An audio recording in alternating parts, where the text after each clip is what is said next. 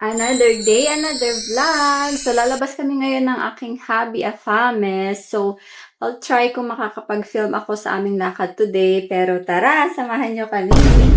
So, nandito na nga kami sa Robinsons Mall. May mga kailangan lang kaming bilhin at may mga ilang errands lang kaming kailangang asikasuhin para sa project namin. Konting push na lang talaga at may share na rin namin sa inyo kung ano ang project na pinagkakaabalahan namin. Honestly, sobrang excited na rin kami na finally may reveal ito sa inyo. Kaya naman, abang-abang lang kayo sa aming mga pasabog. And if hindi pa kayo nakafollow, make sure to follow us para lagi kayong updated sa mga susunod naming updates. Okay? At ayan, nakapamili na kami at magbabayad na rin kami para sa unang gastos ngayong araw na ito.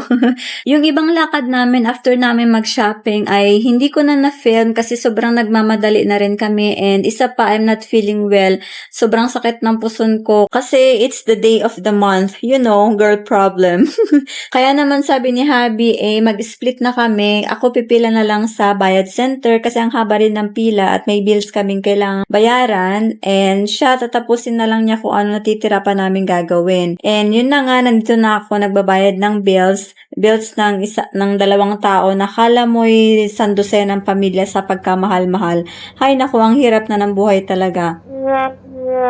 So, ayan, nandito na ako sa bahay. Nauna na akong umuwi kasi may dinaanan pa si Martin. Dumaan pa siya sa gym. Tapos, lalabas ulit sila ng friend niya. Ako naman, I'm not feeling well. It's the day, first day. So, ang sakit-sakit ng puson ko. Kaya, umuwi na lang ako after ko magbayad ng bills. And, yun, inaantay ko na lang siya matapos ang kanilang lakad, then uuwi na rin yun mamaya. Finally, after 1 million years of waiting, charot lang, nakauwi na rin siya sa bahay and andito na siya. At ayan, nagpapalambing na.